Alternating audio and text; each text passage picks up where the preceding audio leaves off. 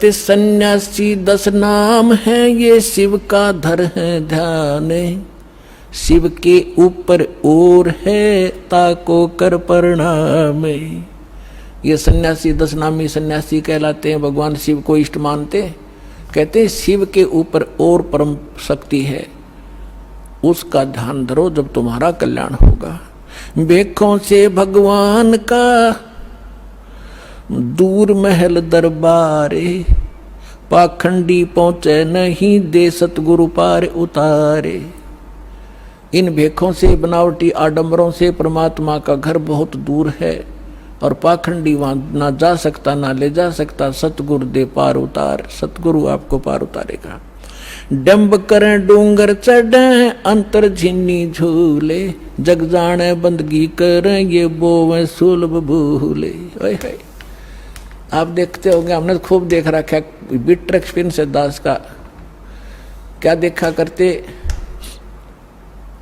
एक समय ये दास अपनी से ड्यूटी पर जा रहा था। दास हरियाणा सिंचाई विभाग के अंदर जूनियर इंजीनियर की पोस्ट पर था। मोटरसाइकिल पे जा रहा था अपनी ड्यूटी पे, तो रास्ते में काफ़ी व्यक्ति इकट्ठे थे। एक ऊंचा सा स्थान था गांव में बाहर, और उस जंगल था वहां पर। वहां क्या देखा, एक बाबा जी बैठा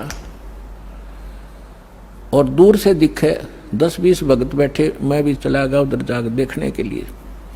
जब तक ये दास को ये ज्ञान नहीं था, साधु संत की ऐसे अट्रैक्शन होती थी, तो वहाँ बैठे काफ़ी लोग बैठे, दूना ला रखा, इन्होंने सुल्फे पीवे, भर भर चले वो भी पीवे, और जहाँ 10 रुपये चढ़ा दें। और तो अब वो ऊंचे पे न्यू बैठे, सब ने दिखूं ताकि मेरे पुजारी आ जाए। तो क्या है, तो यहाँ क्या कहते हैं, डंब करें, पाखंड करें और डूंगर चढ़े, यानी ऊपर ऊंचे स्थान पर टिल्ले पर जाकर बैठेंगे। और अंदर कोरी बकवाद, अंतर झिन्नी झूल, और जग जाने यो बंदगी करे। आम जनसाधारण तो ये समझता है कि वो भक्ति कर रहा होगा, तो परमात्मा कहते हैं ये बो है सूल बबूल, ये तो अपने भविष्य में की करके कांटे बोन लाग रहा है, कर्म फोड़ रहा है अपने। डंब करें डूंगर चढ़े, ये अंतर झिन्नी झूले, जग जाने बंदगी करे, ये बोवे सूल बबूले। फिर कहते हैं माला मुक्ति न होते है, मुक्ति होत है नाम। इन माला से मुक्ति नहीं होगी, इस नाम से मोक्ष होगा। चाहे माला तो जप ले, चाहे बिना माला तो जप ले। केवल ये माला पैर के आडंबर करते बात नहीं बनेगी। अपने आत्माओं जैसे दास आज जो सत्संग एंड करेगा, उसी के कारण ये आगे चल के बात बिगड़ जाती है। जैसे थोड़ा सा उदाहरण देता हूँ, ये माला गल में पैरने की परंपरा कैसे चली। जब भक्ति किसी भी युग में कभी प्रारंभ हुई थी, परमात्मा आते हैं, थोड़ी बहुत भक्ति वो स्टार्ट कर जाते हैं, चाहे प्रथम मंत्र की ही थी, तो उस माला से जाप किया करते थे। तो पहले क्या करते थे, जेब कपड़े वस्त्र इसे होते नहीं थे, माला से जाप किया और माला को आदर के साथ गले में डाल लिया करते। वो लोग दिखावा नहीं था, वो सिर्फ अपना सुरक्षित स्थान और आदरणीय स्थान सीने से लटकी रहती थी, और जब उसकी आवश्यकता पड़ती उसको जब जाप कर लिया करते थे। तो जिसके गले में माला होती वो जाप करते थे, तो बगैर मर्यादा के उन मंत्र करने वालों से अगर किसी को दुआ निकल गई, वह सफल होगी। तो गृहस्थी आदमी ने को किसी ने आशीर्वाद दे दिया, उस माला वाले ने, जाप करनी ने, तो उसको लाभ हो गया। तो उनकी पूजा शुरू होगी, अपने घर घर बुलाने लगे। जब यह थोड़ी सी भक्ति डाउन होने लगती है, तो फिर ये पहचान मान ली कि जो गल में माला डाल रहा है ये भगत है, और इसकी पूजा सेवा करने से बहुत लाभ हो जाए। तो हम 2 भागों में बट गए। तो जो माला डालने दिखता उसको हम भगत और संत मान लेते, उसकी सेवा करते, चरण धोते, और उससे थोड़ा बहुत लाभ उसको मिल जाता। अब कैसे, वो तो ऐसा था जैसे एक किसी ने अपने टायर में हवा भर रखी है और उसमें से ला कर दूसरी ट्यूबर दूसरे के टायर में डालता रहे, तो थोड़ी बहुत आ जाएगी, उसका भी काम ना चले पूरा, और उसकी खत्म हो जाएगी। तो ऐसे बात बिगड़ती चली गई।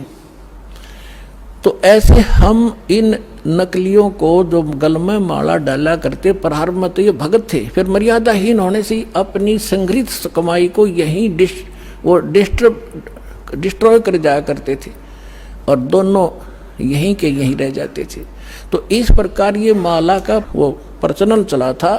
तो फिर लोगों ने जब नो देखा कि माला जिसने डाल रखी है उसको भगत मानते हैं, फिर से पाखंडी ने दो दो डालनी शुरू कर दी। तो क्या कहा करता, को पूछता भाई दो क्यों डाल रखी है भगत जी के, दोनों हाथों जप्या करूं मैं। तो उन्होंने सोचा भाई यू और बड़ा भगत होगा तो उसकी और ज्यादा पूजा शुरू होगी। तो जिसने फिर तीन तीन चार चार डालनी शुरू कर दी तो चार वाले ने ज्यादा पसंद करने लग गया आम बोले भगत। तो न्यो भट्ठा बैठ गया। एक आश्रम के अंदर कुछ भगत, वो गांव वालों ने एक आश्रम बना रखा था, 5-7 कमरे बना रखे थे। इसी तरह हम ज्ञानहीन होने से हम इन नकलियों के मजदूर बने रहे। हम इनको ये थोड़ी बहुत भक्ति कर दे जैसी, और फिर हम उनसे सेवा करके रोटी टूका खुआ कर थोड़ा बहुत राहत हम ले लेते, हम इनके भिखारी बने रहा करते थे। अब दास चाहता है कि घर घर में सब धनवान हो, भगवान के खजाने में कोई कमी है, जो भक्ति करेगा वो धनी हो जाएगा, भगवान की भक्ति का सारे सुख आपको प्राप्त होंगे, हम क्यों किसी के मुंह की तरफ देखेंगे। फिर तो क्या था, उसमें 5-7 कमरे बना रखे थे, वहां पर साधु संत आया करते थे और गांव के लोग वहां सेवा करने जाते थे। तो वो क्या किसकी सेवा करा करते, जो ज्यादा भजन करता दिखे। उन्होंने क्या पहचान कर रखी थी कि ज्यादा भजन कौन करता है, जो सबसे पहले उठ कर स्नान करके और अपने भजन पर बैठ जाता है। तो भगत वहां जो रहते थे सेवादारी का, तो गांव वाले उनसे पूछा करते थे कि आज पहले कौन सा उठा था, कि आज जो उनके लंगोट सूखा करते बाहर, एक एक कोपीन रखते थे, वो धो के सुखा के और अपने भजन पर बैठ जाते थे। तो जो सबसे पहले बता देते थे कि ये उठा था सबसे पहले, ये इसी का लंगोट सूख रहा है, तो उसी की पूजा ज्यादा लोग करने लगे। और दूसरे जो लेट उठते थे उनको वो विशेष ध्यान नहीं देते थे, उसी का पूजा करनी, उसी को प्रणाम करना, उसी के पैर दबाने। तो दूसरे एक उनमें नकली था, आलसी सा आदमी, उसने सोचा भाई यू के चक्कर है, इसकी पूजा क्यों हो रही है। तो उसने पता चला कि वो बखत उठा है, इसलिए यार इनने पहचान कर रखी है लंगोट की, इसका पहले सूख क्या पावे।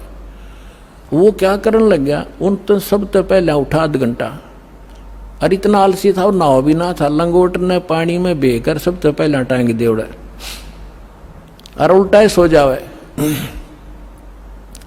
तो वो उन्होंने पूछा भाई ये किसका लंगोट है, कि ये इस महात्मा का है। वो सारे उन सारे ने छोड़ देगा, उस नकली के लाग गए साथ, उस लंगोट की पहचान करके पहले कौन सा उठे रात ने। तो हम न्यो भक्ति का नाश कर लिया। तो यहाँ परमात्मा कहते हैं माला मुक्ति न होते है, ये मुक्ति होते है नाम। एक अक्षर बाहरा, ये उजड़ भला नगाम। कहते माला मुग्ध गंवारे को, गल में पैरा काठ। दगड़े दो जग के चल्या, लखी न सतगुरु बाटे। माला मुग्ध, इस मूर्ख ने ये गल में काठ पैर रखा, इतना मोटे मोटे मणिये। और दगड़े दो जग के चला, नरक के रास्ते को पकड़ रखा है। लखी ना सतगुरु बाट, यानी सतगुरु के मार्ग का इसको पता नहीं चला। मुंड मुंडावे मूर्खा, ये कर हैं घोटम घोटे। बार भेख बनावे ही, अंदर गिन अनगिन खोटे। ये मुंड मुंडावे मूर्खा, यानी उस तरह फिरा लेते हैं, कचकोला कोरा कटवा लेते हैं। और कर मुंड मुंडावे मूर्खा, और कर हैं घोटम घोट। और बाहर भेख दिखावे ही, बाहर तजनो दिखे बड़ा महात्मा होगा, अंदर अनगिन खोट। केले की कोपीन है, ये फूल पान पल खाही। नर का मुख नहीं देखते, जो बस्ती निकट ना जाई। एक समय इस दास को ये ज्ञान प्राप्त हुआ, तो हम अपने ऑफिस में बैठ के फिर तो हमारे पास एक यही चर्चा हो जाती है, जो भी जिसने हमारी बात सुनावे थी उसको चर्चा शुरू कर देते थे। तो उनमें से एक कहने लगा कि नहीं, आपने संत तो देखे नहीं है। मैंने बताया मेरा ऐसे ऐसे गुरुजी हैं, उनसे मैंने दीक्षा ली है। तो वो एक कहने लगा आपने संत तो देखे ही नहीं है। दूसरा मेरा साथी कह रहा था, हम कैसे होते हैं भाई, कि मैं एक बार ऋषिकेश गया हुआ था, हरिद्वार से आगे, और वहाँ एक आगे जंगल है, 1 किलोमीटर आगे चल के साइड में, और वहाँ एक महात्मा रहता है, और वो केवल एक लंगोट बांधता है केले के पत्तों की, जंगल में रहता है, और जंगल में इतना गहरा चला जाता है आदमी के तो दर्शन भी नहीं करता वो, और जय उसके दर्शन हो जाए तो बेड़ा पार हो जाता है। तो बहुत से लोग वहाँ इकट्ठे हो रहे थे, तो मैं भी जाकर बैठ गया, उनसे पूछा ताछी की, तो उन्होंने बताया कि एक महापुरुष रहते हैं यहाँ पर, और वो कभी कभी यहाँ दिख जाते हैं विचरण करते हुए, तो हम उसके दर्शनार्थ बैठे हैं, हो सकता हमारे भाग जाग जा।